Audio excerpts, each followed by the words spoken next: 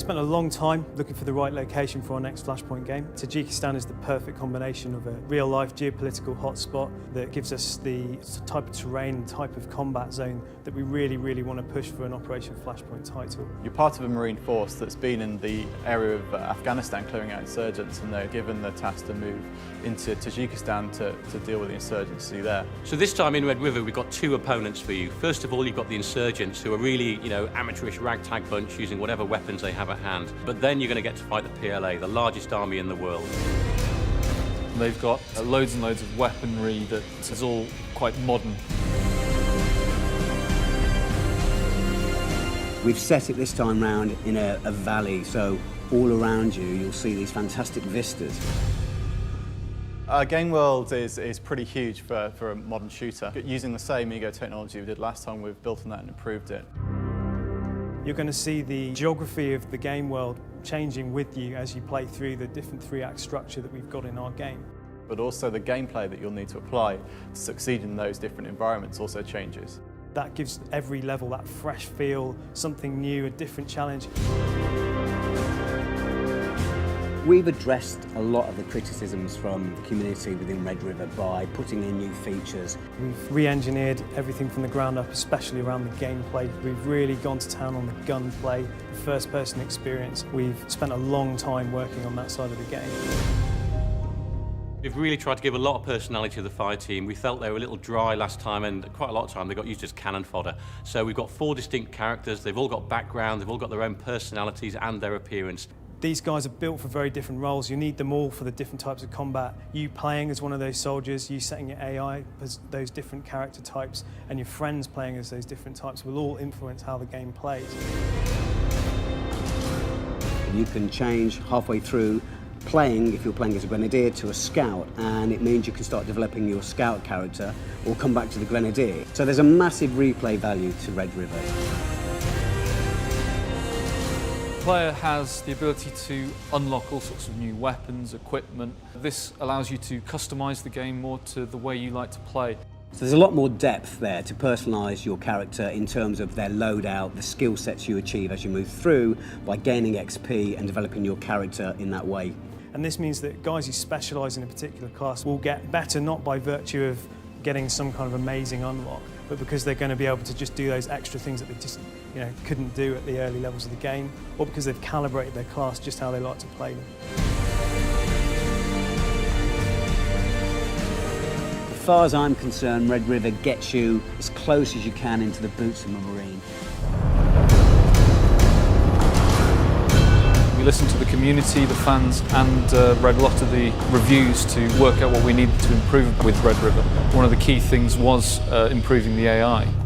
We've added loads of subtleties to make the AI much more autonomous. So when you give them an order, they just carry it out with good common sense rather than needing lots of micromanagement.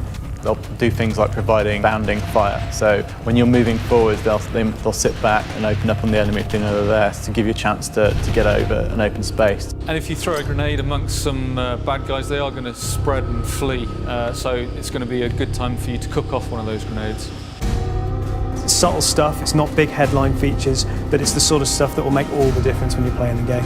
And then we've added some really cool new details that you just wouldn't have seen before. We spent a lot of time focusing on the convoy-based AI.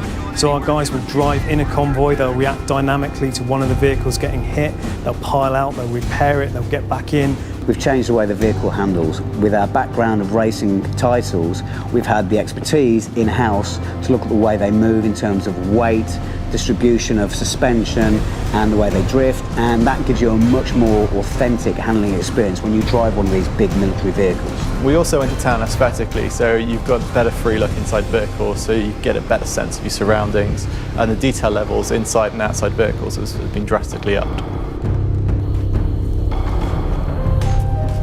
We've completely overhauled the animation system. We've changed the way the technology works, and we've also captured a whole new set of motion capture data to make sure that our soldiers act realistically in the field. So this time round, when you see a guy next to you, he'll actually turn around and actually shuffle and move his legs around. When they're going to sprint, they actually kind of run up and then come to a skidding stop. So lots of little touches on the animation side to really make you feel like you're working alongside humans. We've spent a lot of time in Red River on behind the gun experience. It's the core of our game. It's the one thing that differs us from the rest of the shooters on the market. It really feels like you're actually holding a weapon now. And we've really tweaked the experience, things like firing, things like recoil, to really enliven that sense. It still gives you the accessibility because you're playing with a different gun, but at the same time, you'll feel the difference in each of the models. We don't want to exclude new players with realism. We want to knock down these barriers to entry and make the game accessible and pick up and play. But at the same time, we do need to leave that challenge that's in there. It is a tactical first-person shooter. So we've added aim assists to make it easier on the player that may be not used to first-person shooters as much as the hardcore fans. Of course, we have allowed the player to turn them off so that the game is still very much what the hardcore fan base want. We haven't kind of mollycoddled the hardcorers, you know, it's still in there for those guys, but for the people that are new to the franchise, they can come in and understand day one what the controls do and be very comfortable with things that they've seen in other shooters they may have played. Can one bullet kill in Red River? Absolutely. It depends on where the munitions are coming from, what the range is, what body armour you're wearing, what health level have you got. You've got large caliber machine guns, things like 50 cals, which can actually sever a limb, whereas the traditional rifles called bullet wounds, and we still have technology in there to have a bullet impact and then blood seeping out. So it's pretty graphic, our damage system for our characters. So you've got to be careful out there because it is an authentic experience and we're not going to try and dumb this down.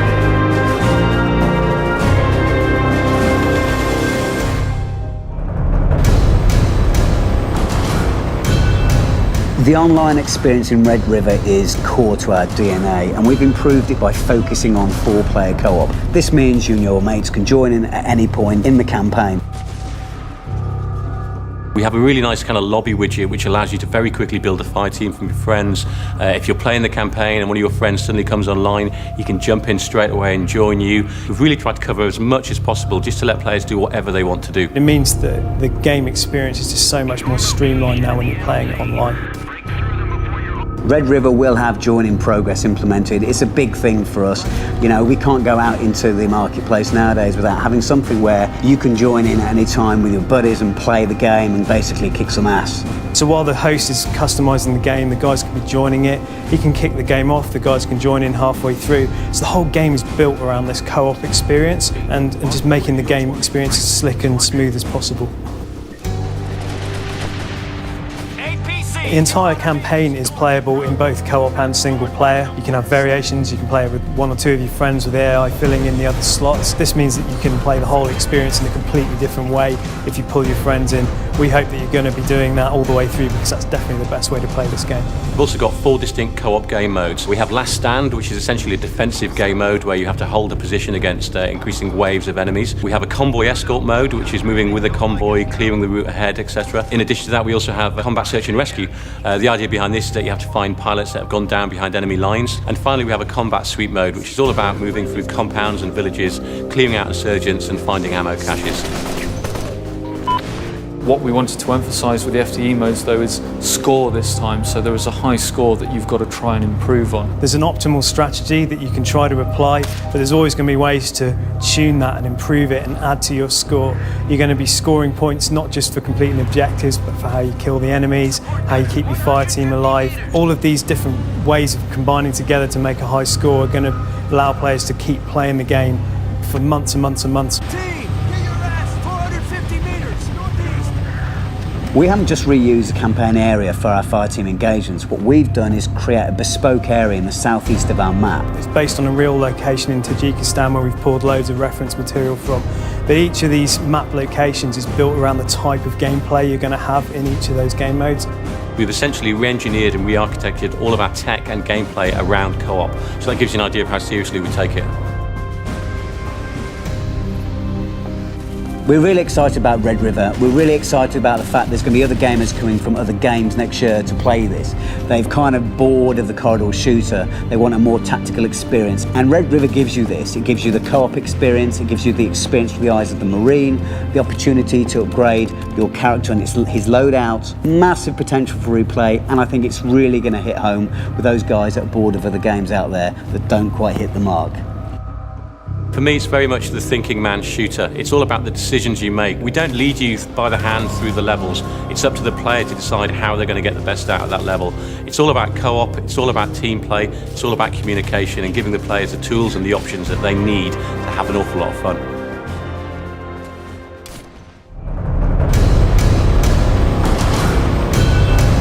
Command Radio makes a return in Red River. What we've done is spend a lot of time simplifying it down, getting it down to 2 layers rather than 3.